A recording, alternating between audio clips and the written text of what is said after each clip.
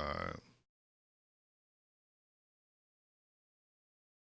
Yo, yo, yo. Live, we live, we live. Are we on? Are we? Bing, bing, bing. Let's go. Bing, bing, bing. I'll make sure the sound good. We're gonna get going, man.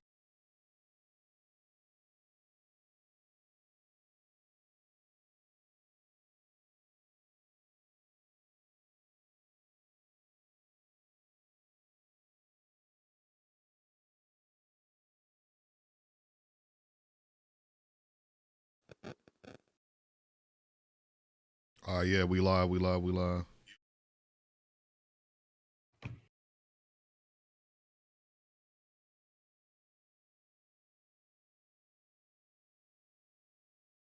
All right, yo, man. All right, let's get this going.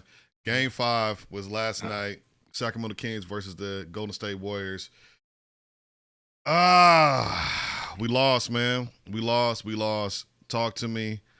I'm gonna let you kind of sound off first, and then I'm gonna kind of chime in, and then we'll go from there. But we just want to sign in real quick, go live.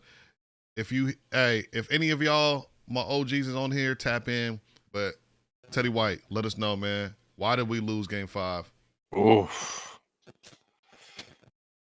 Same things that we've been saying. Transitional mistakes, second chance shots for the Warriors. Man, it just that came up big last night. I don't even want to bring officiating in it because it was horrible calls on both sides and crucial times too. Yeah, I don't want to do the officiating thing. I'm not really an officiating guy. I feel like it wasn't nothing officiating that was like overwhelming. Like, oh, it was this call, that call. It really wasn't that. Right. What could we have done on our end to have better set ourselves up to win that game? Because I feel like the Warriors were doing everything that they needed to do to win the game. Right. Right. Is there anything that we could have did to offset that, or to ensure ourselves, or give ourselves a better chance to win? Is there anything we could have did in your perspective? You know what? Sometimes the other team, a champion always finds a way to win. It's like a Disney movie. Like, they're down 49 points with 10 seconds left. How do they find a way to win? But they just find a way to win. Like a Disney, no, for real, really like a Disney movie. Because I felt like they weren't missing any shots. Right. They were getting every rebound. But the one thing I will say to kind of answer my question, I feel like we weren't really hustling. Where was the heart? Where was the energy? Where was the? Yeah. And I'm more so talking about from our wings. Sabonis, he's in there fighting. He's fighting tooth and nail with Looney, Draymond. They're boxing this dude out. They're throwing bodies at Sabonis. So it's not really him, but I feel like our wings, the Hurters, the Harrison Barnes, the Keegans. Keegan came out hot, but he kind of cooled down real quickly. He had that first half of the first quarter, maybe just the whole first quarter offensively. He went crazy, but after that, really didn't see him. You know what I'm saying? Really didn't make any noise. I just feel like, where was the heart? You know what I'm saying? Yeah. I mean, I totally agree. King shot better free throw percentage than they did yesterday. What was the free throw percentage? I want to say we shot 84%, and they shot 63% yesterday. How many free throws did we shoot? We shot 26. They shot 19. So we shot 26? Yeah, we shot 26 free throws. See, that's what I'm saying. I really didn't feel like it was a ref thing. I feel like if I really had to break it down and put something on it, it was really just a heart thing. Yeah, we just showed no heart, bro. Like, it was at all. Especially down the stretch. Malik Monk was keeping us going from the end of the third all the way to the fourth. Him and De'Aaron Fox. We know De'Aaron Fox has the nagging finger injury, but I don't think it really affected him. How many points did he have last night? Fox had 24 last night. 24, 9 for 25. Yeah. 3 for 10 on 3.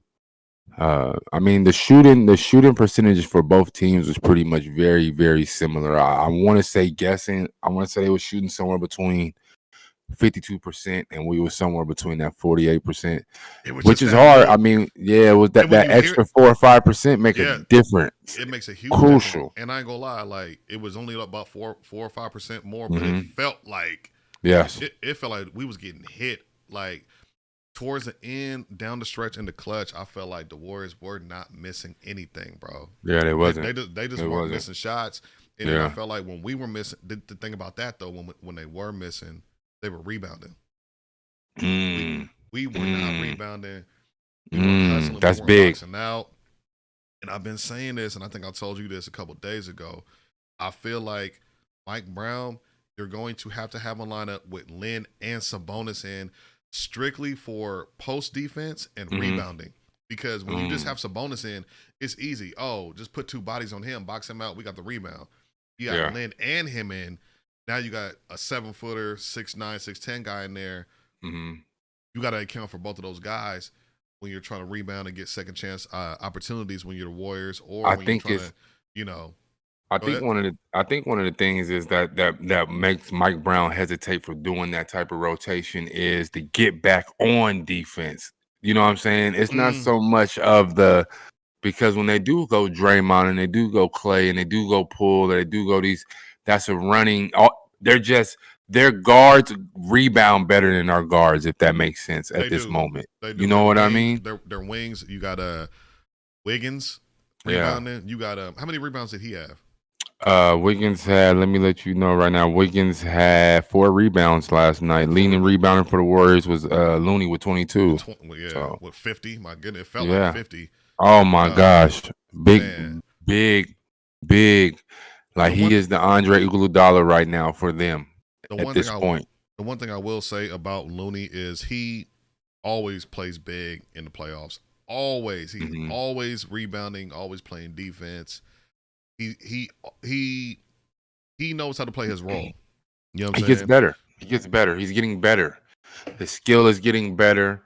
Man, he is a force. It used to be times where I'd be like, man, is Looney even in the game years ago? Like, is he even on the floor? But he makes his presence felt every time he's on the floor. You know what I mean? Nah, he does, and I feel like that's kind of what we're missing.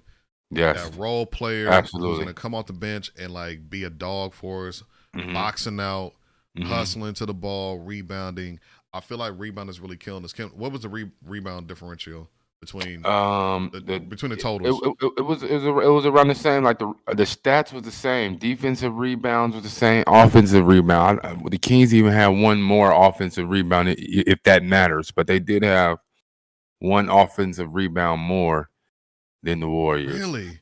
But you know what? I mean, again, it comes down to they're taking long shots, which means it's long rebounds. Their guards are getting to Gary Payton has six rebounds. Yeah. You know what I mean? So their guards are getting to the ball quicker than our guards is. Even in transitional plays on a fast break, and we talked about this earlier, it was a fast break, and I'm seeing guys on the Kings, you know what I mean, lackadaisical getting back. Like there's a tomorrow to play for, man. Exactly. So those little things. So what did we just say, right? Effort. You know what I'm saying? Yeah, effort, absolutely. And everybody wants to talk about experience. Draymond after the game talking about we're a championship team. I mean, okay, we could say that, but I just feel like they just wanted it more. I don't know if that's experience or effort, like, or are they one and the same? I don't know. I just felt like watching the game. I felt like there were players on their team. Their whole team was like, no, I feel like because they've been there before. And it does. I do hate to use that cliche, the experience, but it does go back to the experience because the lack of experience but what does that is mean, really though? showing up for the Kings right now. But what does that mean when we're talking about the tangible things on the court? What does that word experience mean in your mind? Like when you hear that, what does that mean to you? You're playing within of your means, regardless of how close the game is, regardless of if it's a blowout, regardless of what the situation is in the game.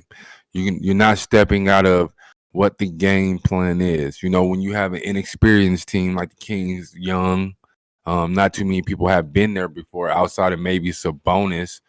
But when you have a team like that, when you get a three from deep or from Curry, some younger players are unable to recover mentally over something like that. You done play 10 seconds on Curry, your best defense that you've played since you've been playing basketball in your life, and he just pulled up from 30 feet in a crucial time. Or Now, transitional plays. Make the smart decision. Don't make the hard decision. Don't make the flashy decision. Make the smart decision. okay, so you feel like it's decision making that kind of hurt Um, us? definitely decision making definitely hurt us. Like it was times where the Warriors, it's like they never got word. They knew what kind of shot, how they needed it because they've been in these situations before. You know what I mean? Yeah. The Kings don't know how they'll go through a drought of not, they'll go 3, 4, 5 minutes without being able to score. And to me, here's why I hate the experience cliche.